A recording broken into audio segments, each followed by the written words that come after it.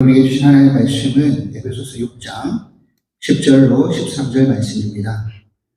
제가 받들어 공부하겠습니다.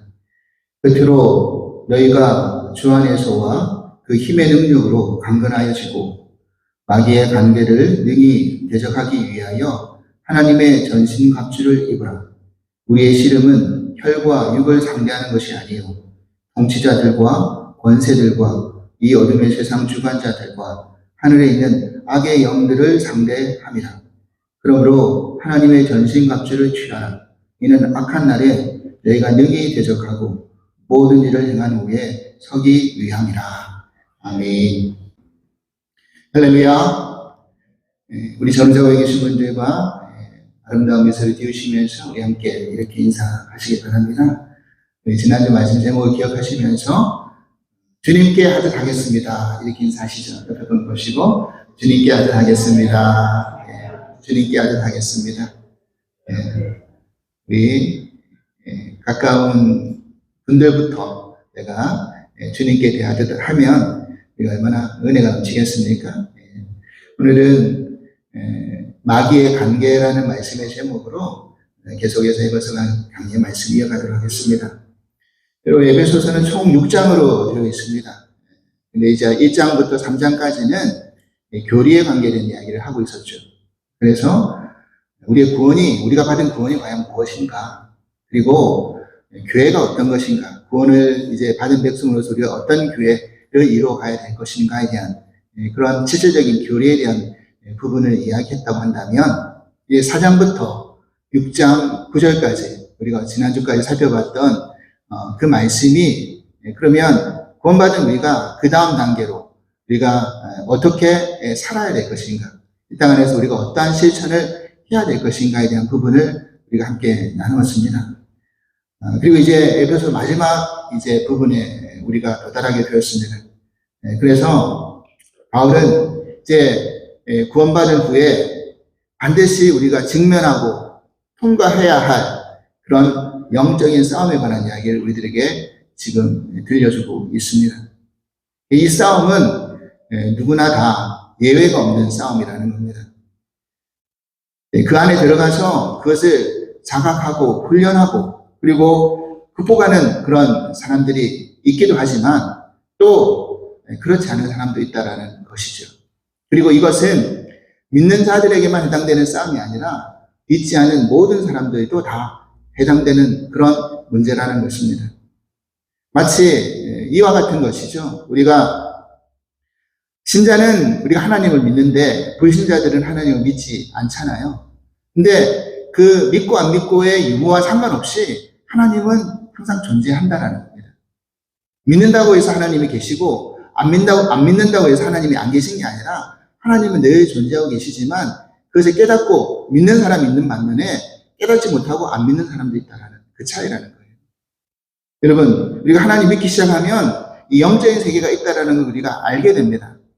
그렇기 때문에 이 영적인 이 싸움은 이미 우리가 믿건 안 믿건 그것을 인식하건 인식하지 않건 간에 태초에 하나님이 사람을 만드시고 인류를 만드셔서 그 아담 때부터 시작해가지고 그 싸움은 시작이 되었고 지금까지도 그 싸움이 중단되지 않고 계속 진행되고 있다는 겁니다. 주님 다시 오실 날까지 말이죠. 우리가 이걸 분명히 알고 있어야 된다는 것입니다. 그래서 사실 그런 거죠. 하나님을 모르고 하나님 안 믿는 사람들, 불신자들은 어떻게 보면 사단의 수중에 다 선하게 들어가 있는 겁니다. 그렇기 때문에 구태여 사단이 자기를 드러낼 필요도 없고 이미 자기 손 안에서 다 놀고 있기 때문에 그냥 눈치 못 채게 그대로 내버려두고 있는 겁니다. 우리도 사실은 눈치 못 채고 그대로 그냥 살고 있다가 이제 구원받고 하나님 말씀 듣고 이제 알게 된 거죠. 아, 이런 존재가 있구나. 이런 존재 속에서 우리가 사실은 어려움을 당하고 있구나를 이제 알게 되는 겁니다. 그런데 이제 신자들이라고 해가지고 이걸 100% 다 아는 것도 아닙니다. 사실은 알고도 당하고 모르고도 당하기도 하더라는 거죠. 여러분, 우리가 잘 알다시피 예수님이 12제자 가운데 가룟 유다가 예수님을 팔고자 했을 때 그 마음 가운데 누가 급할 생각을 집어넣었다라고 했습니까? 사단이 그 생각을 집어넣었다라고 성경에는 이야기하고 있습니다. 그리고 더군다나 예수님의 12제자 중 수제자는 베드로 아닙니까? 베드로가 주는 그리스도시요 살아계신 하나님의 아들입니다라고 멋진 그 위대한 그런 신앙 고백을 통해서 반석 위에 교회를 세우겠다고 그렇게 예수님 칭찬해 주시지 않으셨습니까?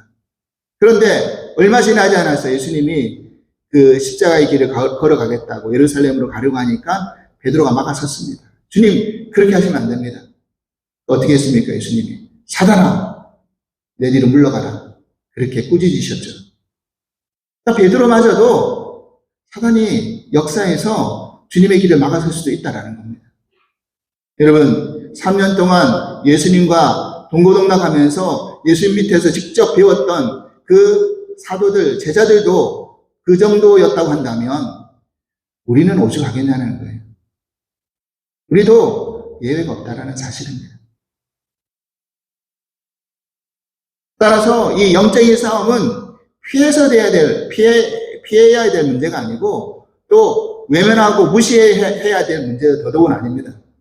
이거는 우리가 잘 알아야 되고 언젠가 때가 되면 우리가 힘이 길러지면 맞서서 싸워야 될 문제입니다. 우리가 신앙이 어릴 때 이것을 맞서 싸우라고 이야기하지 않습니다. 요구하지도 않아요. 왜냐하면 어차피 안 될 것이기 때문에. 우리가 연륜이 쌓여지고 신앙이 깊어지면서 이걸 무시할 문제가 아니라 회피할 문제가 아니라 이제는 맞서서 이겨내야 될 문제라는 것을 우리는 분명히 자각하고 있어야 된다는 것입니다.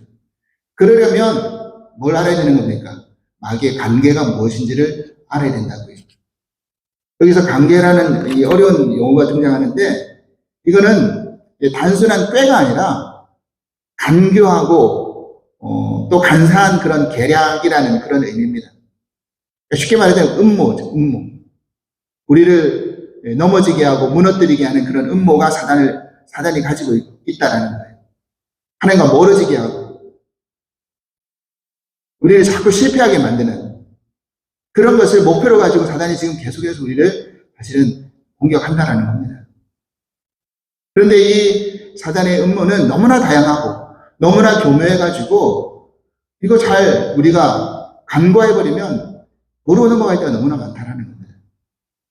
작년에 여러분 기억하시겠지만 우리가 대적 기도를 통해가지고 우리에게 어떠한 상황 가운데 사단이 우리를 공격해 오는지 또 유혹에 빠지게 만드는지 그리고 그것을 어떻게 우리가 대적하면서 이겨야 되는지에 대한 그 말씀을 우리가 상세하게 나누었습니다.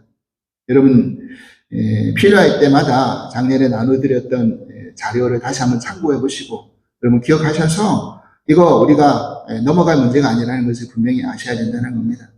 그러면 오늘은 뭐 너무나 많고 너무나 다양하지만 그 중에서 대표적으로 마귀가 어떤 관계를 가지고 우리를 넘어뜨리려고 하는가 이것을 우리가 한번 살펴보면서 마귀와 맞설 수 있는 그런 전략을 우리가 한번 짜보려고 합니다.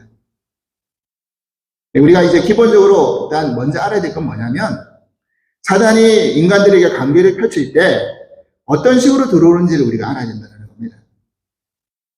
그것은 인간의 정신, 즉 생각을 공격하는 것이다라고 성경은 이야기해 주고 있습니다.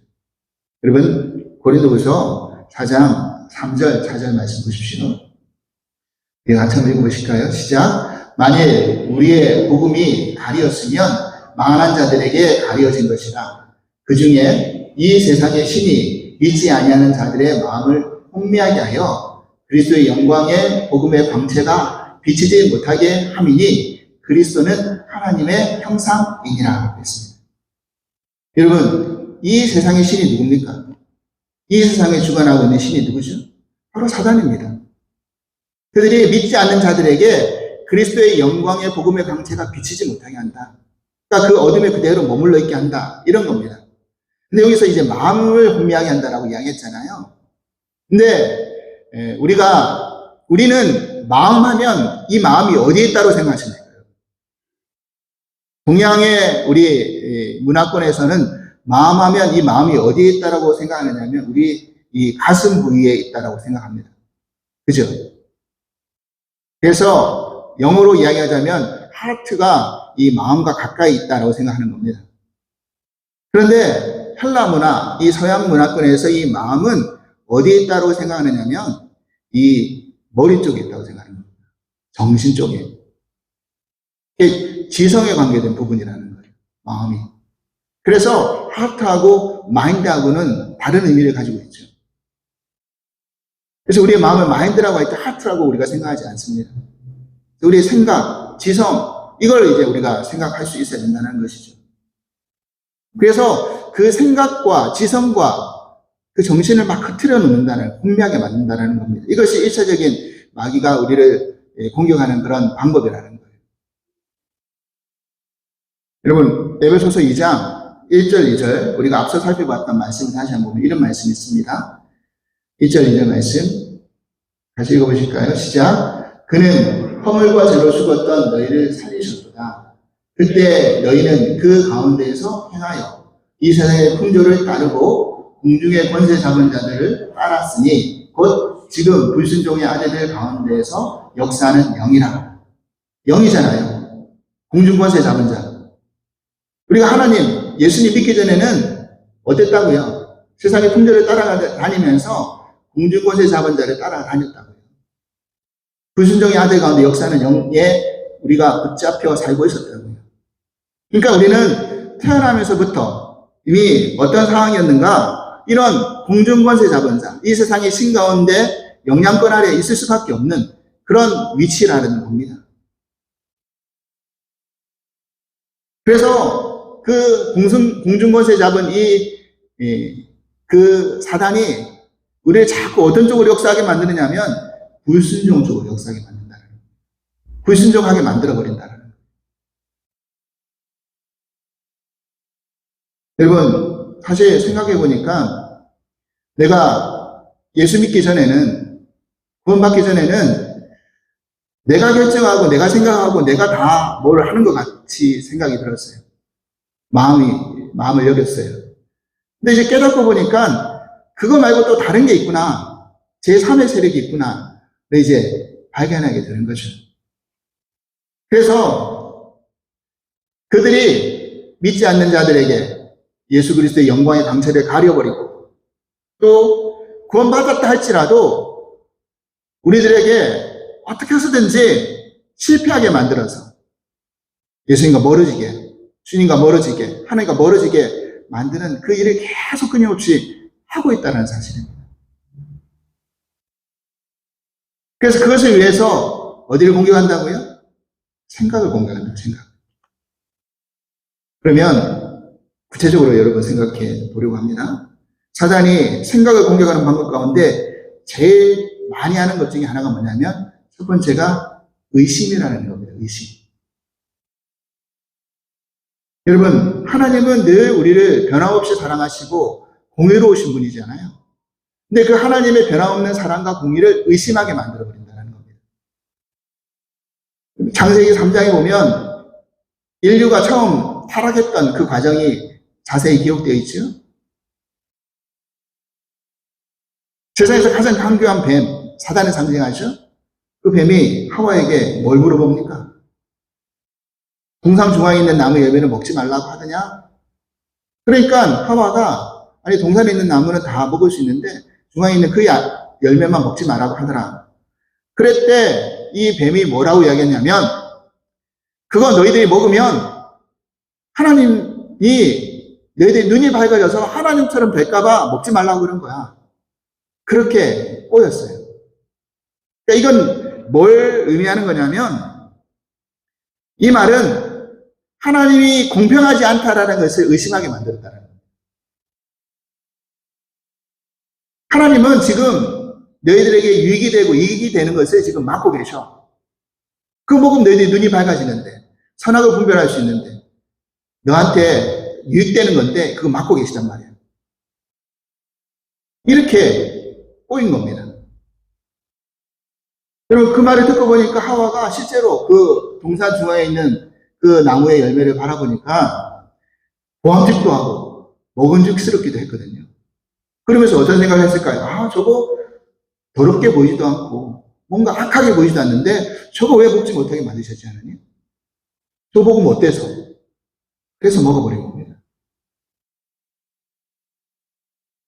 의심하게 만든 거죠. 하나님 말씀에 대해서 의심하게 만든 거죠. 그래서 불순종하게 만든 거죠. 그래서 타락으로 빠져버렸잖아요. 타락해버렸잖아요. 이게 바로 마귀가 가지고 있는 관계 중에서 제일 많이 쓰는 방법이다. 의심하게 만드는 방법.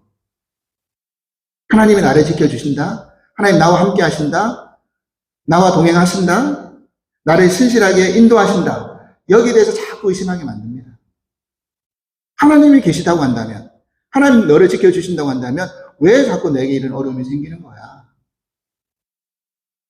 하나님 정말 너를 사랑하는 거 맞아?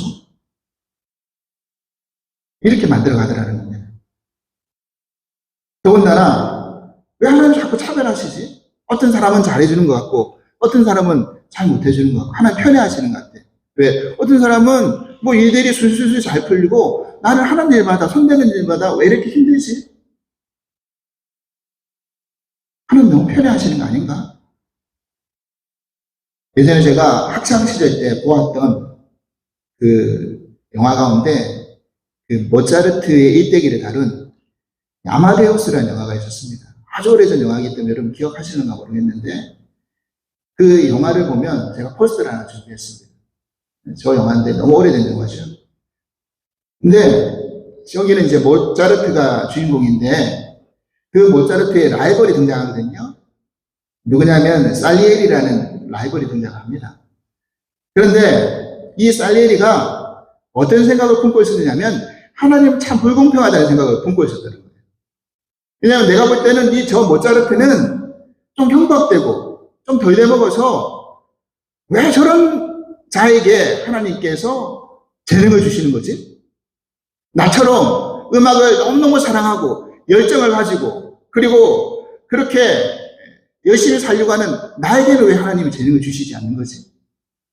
이거는 불공평해. 엄폐해. 이렇게 생각했던 거예요. 하나님은 마땅히 받아야 될 사람들한테는 재능을 주지 않고 안 줘도 되는 사람들한테는 재능을 주시네. 이거 그런 거 아니야? 하나님이 이렇게 딱 그냥 어떤 재능이라는 것, 그 기프트 같은 거를 딱 이렇게 위에 올려놓으시고 그 뿌리셔가지고 누구든지 아무든지 받을 사람 받아. 이런 식으로 주시는 거 아니야? 이렇게 생각했다는 거예요. 여러분, 이게 아마 우리 인간들이 가지고 있는 보편적인 불공평에 대한, 하나님에 대한 불공평에 대한 생각일 거예요.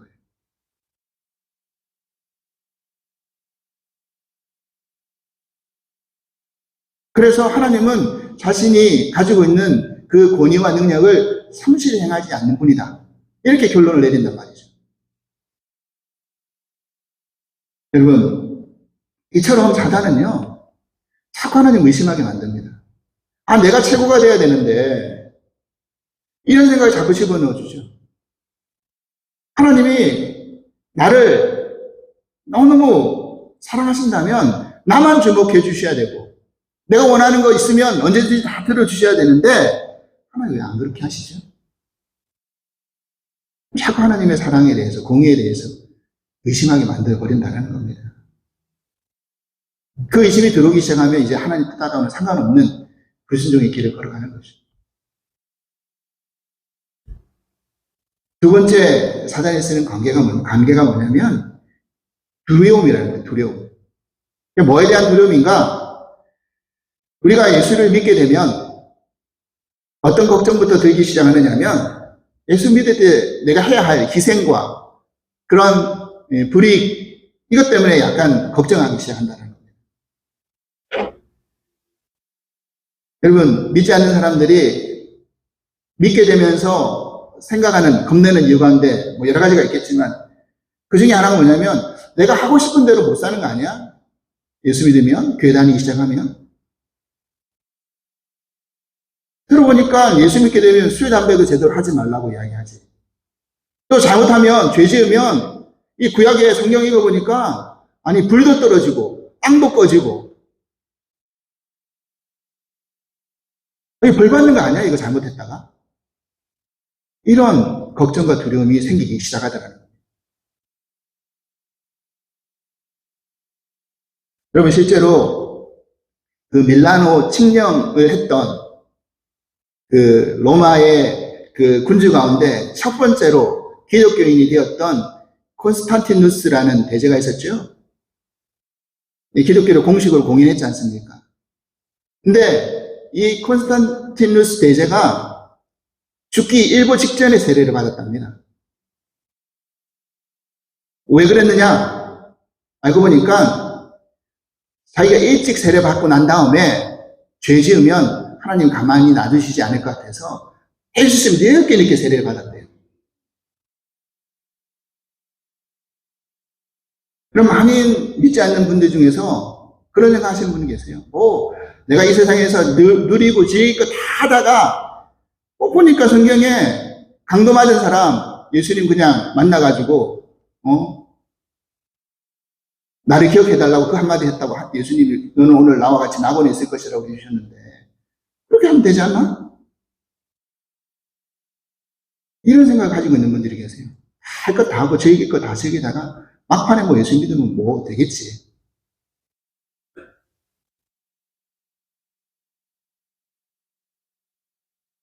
사실 믿는 우리들 또한 어떤 두려움을 가지고 있느냐면 내가 예수 믿었는데 구원받았는데 이렇게 자꾸 죄를 지으면 하나님 나를 벌하시지 않으실까?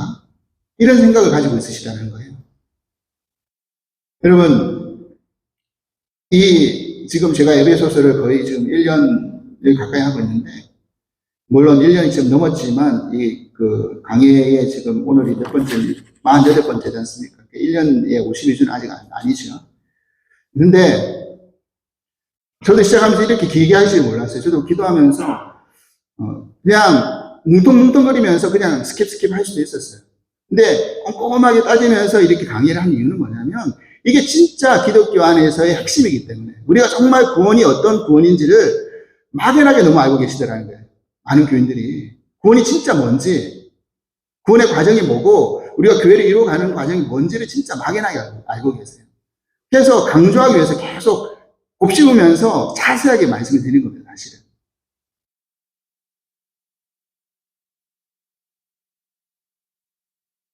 여러분 분명히 아셔야 될 게 뭐냐면요, 하나님은 우리 신자가 죄를 지었다고 우리의 자녀의 직분을 박탈하지 않으신다는 거예요. 우리 하나님 자녀가 이미 되었어요. 그 자녀의 직분을 박탈하지 않으세요. 그럼 우리는 어떻게 해야 되느냐? 중요한 것은 잘못했으면 돌아올 줄 알아야 된다는 거예요. 내가 잘못해도 하나님은 언제나 내 편이다라는 것을 내가 인정하고 인식하고 있어야 된다는 거죠. 하나님이 나를 버리시려고, 나를 때려 죽이시려고 우리를 자녀 삼으신 걸까요? 전혀 아니라는 겁니다. 여러분, 이건 우리가 자녀를 키워보면 알잖아요. 내가 자녀 잘못했다고 내 자녀 아닙니까? 자녀가 잘못을 저지르면 내 자녀로 태어난 순간부터는 잘할 건 못할 건 내 자녀예요. 뭐 호적할 수도 있겠지만 호적한다고 내 자녀 아닙니까? 이미 핏줄로 내 자녀인데. 여러분, 그래서 잘못을 저지른 자녀가 하지 말아야 될 게 있다는 겁니다. 뭘 하지 말아야 되느냐? 집을 떠나서는 안 되는 거예요. 집 나가서는 안 된다는 거예요.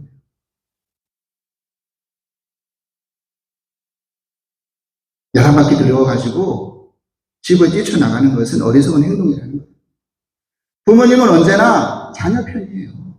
자녀가 용서해달라고 하면 용서해 주시지, 너 안 돼, 용서 못해, 이러는 부모가 어디 있습니까?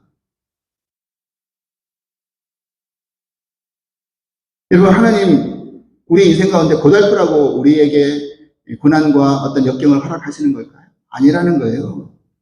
그 허락하신 이유는 그런 과정 속에서 연단을 받아서 경금처럼 나오라고 하나님 잠깐 허락한 시간일 뿐인 거죠. 왜 하나님 나만 왜 이렇게 어렵습니까? 나만 왜 이렇게 힘듭니까? 이렇지 않다는 거예요. 여러분, 다 한번 물어보십시오. 안 어려운 분들이 어디 계신지. 다 어려운 과정 가운데 여러분 여기까지 오셨잖아요. 안 어려운 분이 없으셨어요. 기가 막힐 사연을 3박 4일 이야기해도 다 풀지 못할 스토리를 다 갖고 계시다고, 여러분들 전부 다.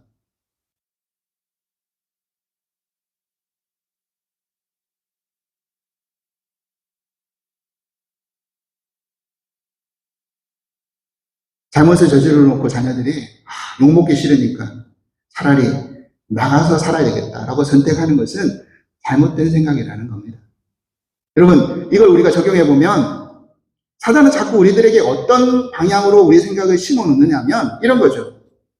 여러분, 내가 예수 믿었는데 잘 변화되지도 않고 잘못된 행동을 하게 되면 하나님이 이 모양 이 꼴인 나를 받아주실까?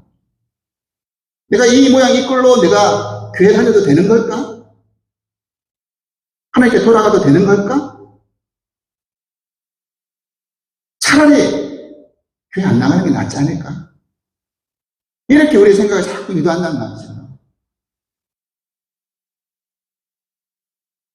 여러분, 그럴 수 있잖아요. 야, 네 꼴로 봐라. 네 꼴이 무슨 예수 믿는다고 네가 이야기할 수 있냐.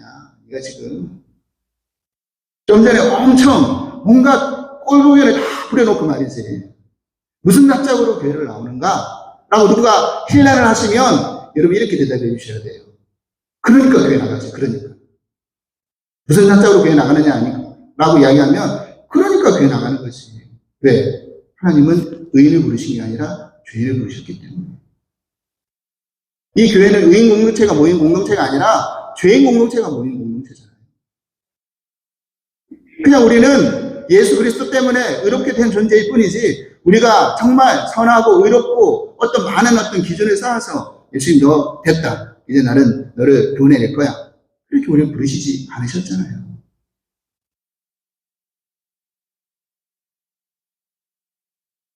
여러분, 그래서 내가 죄를 지으면 하나님이 나를 버리실 거야 라는 두려움, 이거 사단의 관계라는 것을 꼭 기억하시기 바랍니다. 그냥 하나님께 오셔야 돼요. 그럼에도 불구하고. 세 번째로 사단이 쓰는 방법은 뭐냐면요, 우리를 자꾸 미혹해 하는 거예요. 미혹해. 대표적인 게 뭐냐면 바로 이 세상에 지금 넘쳐나고 있는 이단과 적그리스도의 사상들입니다. 이게 얼마나 심각한지 몰라요. 사실은 제일 위험한 거예요. 제일. 왜냐하면 겉은 예수님을 믿게 하는 것처럼 보이거든요. 예수님을 좀 잘 믿고 신앙생활 잘 할 수 있게끔 포장하면서 유도하는 거거든요. 근데 궁극적으로 뭘 믿게 하는 겁니까? 교주, 적그리스도를 믿게 하게 만들잖아요. 여러분, 이단이라는 게 뭐죠? 끝이 나는 거 아닙니까? 처음엔 다 비슷해요. 다 똑같아요. 똑같은 것처럼 생각이 들어요. 여러분, 근데 이단에 가면 이상하게 생각할 것 같으시죠? 아니에요. 가보세요. 전혀 이상하지 않아요. 더 뜨거워요. 기성교회보다 더 뜨거워요. 그러니까 기성교회들이 가서 확확 넘어가죠. 기성교회보다 더 사랑하면서 잘 챙겨줘요. 그러니까 넘어간다니까요.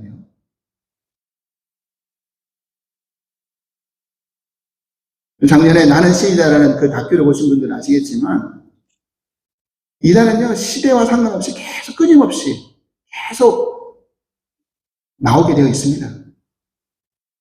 올해 뉴스 보니까 그 만민교회 이재록이라는 분은, 분이라고 이야기하기도 좀 뭐하네요. 이재록이라는 사람은 결국 암으로 죽었더라고요. 병상에서 이미 암이 걸렸고 그 감옥에서 보석으로 풀려났는데 암으로 죽었더라고요. 그 JMS 정명석이라는 사람은 1심에서 징역 23년을 받았답니다. 나이가 78세인데 100세가 돼야 나오는 거죠. 그냥 거기서 죽으라는 이야기죠. 물론 1심 아직 최종 대법원까지는 안 갔지만 그렇다는 겁니다. 여러분, 이 적그리스도와 이단이 이렇게 활동하고 있다는 것은 결국 뭐에 대한 반증입니까? 바로 말세가 되었다는 반증입니다. 주님이 오실 때가 다 되어갔다는 반증이죠.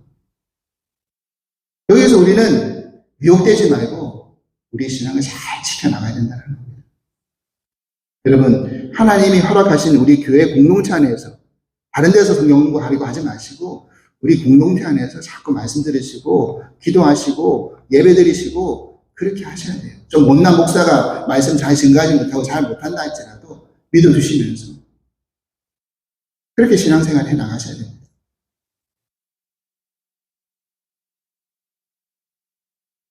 마지막으로 사단이 잘 쓰는 방법은 뭐냐면 우리를 자꾸 좌절하게 만드는 거예요. 여러분, 전혀 상반된 어떤 단어인데 좌절과 교만은 동전의 양면과 같답니다. 그러니까 똑같다는 거예요. 뭐가 똑같으냐? 그 근거를 자신에게 두고 있다는 것이 똑같다는 거예요. 교만과 낙심, 좌절이에요. 그리고 기독교 신앙 안에서 믿음이 참 좋습니다 라고 이야기할 때 그 믿음 좋다라는 이야기는 믿는 우리를 이야기하는 게 아니고요.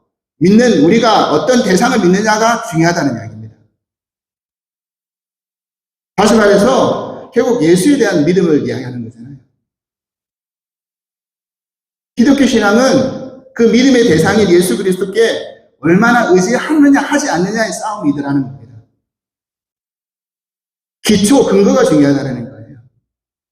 지난번에도 말씀드렸지만 반석 위에 집을 쌓아야지 안 무너지지. 모래 위에 아무리 집을 쌓으면 무슨 소용이 있는가. 무너질 건데 상수가 차고 비바람이 불면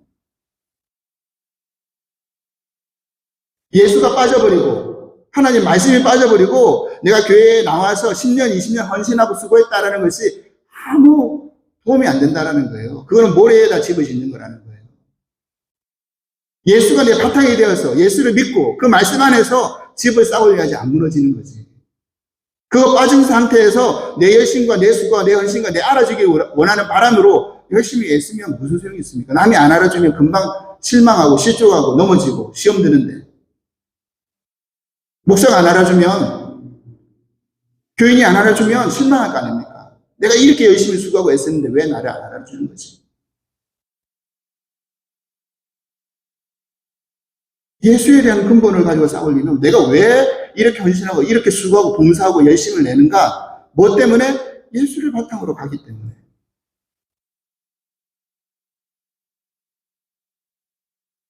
여러분, 그래서 주 예수를 믿어라 라고 하는 이 말에 제일 키포인트는 어디에 있느냐면 믿어라가 키포인트가 아니라 예수를 믿어라. 예수가 키포인트라는 거예요.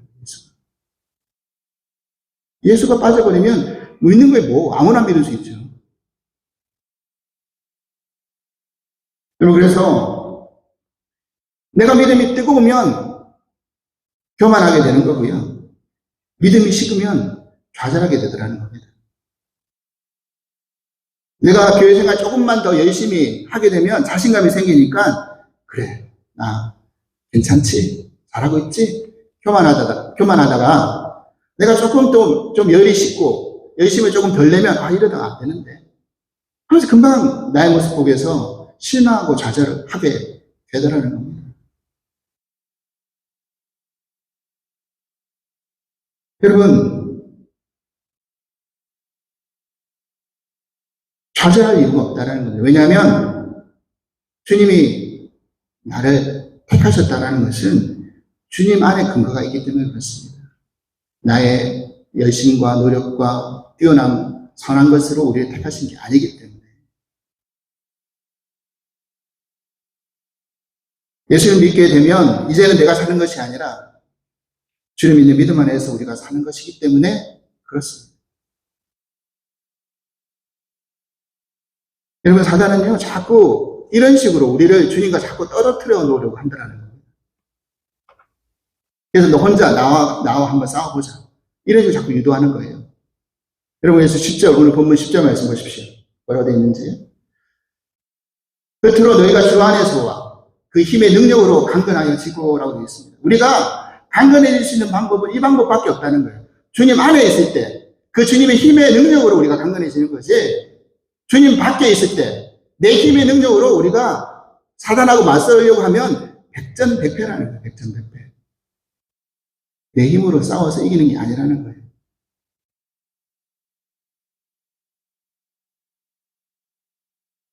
여러분, 예수님이 공생애 때 광야에서 시험 받으셨잖아요. 사단이 뭐라고 명령했습니까? 요구했습니까? 이 돌을, 여러 가지 세 가지가 있지만 첫 번째가 뭐냐면 이 돌을 명령해서 떡을 만들어 봐라. 네가 하나님의 아들이거든. 그랬거든요. 예수님이 뭐라고 했습니까? 사람이 떡으로만 사는 게 아니다. 하나님 말씀으로 사는 것이다. 라고 그 시험을 물리쳐 주셨잖아요. 그러니까 사단은 뭘 이야기한 겁니까? 뭐냐면 네가 하나님의 아들이면 네 실력으로 그거 증명해보라는 걸 요구한 거예요. 근데 예수님 뭐라고 했습니까? 이거는 내 실력과 내 근거가 아니다. 하나님께 있다라는 것을 강조한 거예요. 이 사단이 요구했던 시험이 다 그런 겁니다. 내가 잘나서 내가 근거가 있어서 하는 게 아니다라는 것을 맞서서 대항했다는 거예요. 여러분, 이게 지금 우리가 이야기했던 이 네 가지 원리 속에 다 적용되는 겁니다. 내가 잘나서가 아니라는 거예요. 내가 뛰어나서가 아니라는 거 우리가 늘 기억하시면서 뭐가 자꾸 문제가 생기고 물어보면 나 혼자 나가서 맞서 싸우려 하지 말고 이거 하나님께 물어봐. 하나님께 내가 물어볼 거야. 이렇게 하나님께 자꾸 토스하셔야 된다는 거예요. 그럼 결국 우리는 영적인 싸움 가운데 들어와 있습니다. 이거는 누구나 부인할 수 없는 문제라는 거예요. 그래서 오늘 12절에 뭐라고 이야기하고 있습니까? 우리의 씨름은 혈과 육을 상대하는 게 아니다. 군수자들과 권세들과 어둠의 세상 주관자들과 하늘에 있는 악한 영들에 대한 상대다. 우리가 지금 이 싸움을 하는 거예요, 지금. 여러분, 그래서 일상에 벌어지고 있는 모든 일들은 사실 영적인 싸움 가운데 들어가 있는 겁니다. 자녀 문제, 부부 문제, 여러분 사업의 문제도 다 마찬가지입니다. 그리고 왜 자녀를 좋은 학교에 보내려고 하십니까? 왜 사업이 성공해야 되는 겁니까? 왜 잘 먹고 잘 살아야 되는 겁니까? 여러분, 이게 내 육신의 문제로만 끝나버리면 하나님과 분리된 문제 속에서 이것만 만족하려고 한다고 한다면 이건 사단의 관계라는 거예요. 그걸 통해서 나의 그 삶의 목적이 하나님께 영광 돌리고 찬송이 되기 위한 과정인 것을 잊어버리면 우리는 사단의 관계에 빠져서 왜 사는지를 잊어버리고 어제 우리가 새벽에 나눴던 그 솔로몬의 그 전도서의 고백처럼 헛되니 모든 것이 헛되다라고 고백할 수밖에 없는 인생으로 끝나버린다. 허물로.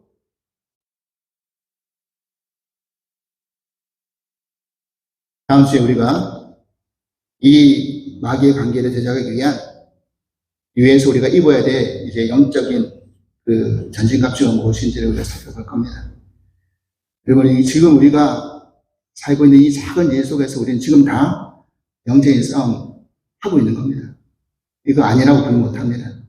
여러분, 이 싸움 회피하지 마시고 무시하지 마시고 내가 주님 안에서 주님의 능력을 힘입어서 그 싸움에서 우리가 승리할 수 있는 능력을 갖춰 나갈 수 있기를, 저와 여러분들이 그런 능력이 있는 삶을 살 수 있기를 주님으로 간절히 기도를 드립니다. 하나님 감사합니다. 오늘도 말씀 안에서 우리가 어떤 자세로 또 어떤 마음으로 어떤 생각으로 살아가야 될지에 대해서 깨닫게 해주시니 참으로 감사를 드립니다. 오늘도 그 말씀을 기억하면서 우리가 마땅히 알아야 될 이 영적인 싸움 속에서 마귀가 어떻게 우리를 관계 속에서 꼬이고 넘어뜨리고 무너지게 하고 실패하게 만드는지를 분명히 알아서 이제는 내가 주님 안에서 주의 능력으로 당당히 맞서 싸워서 그것을 주관하고 다스리고 이겨나갈 수 있는 은혜를 더하여 주시옵소서. 감사하며 예수 그리스도 이름으로 기도합니다.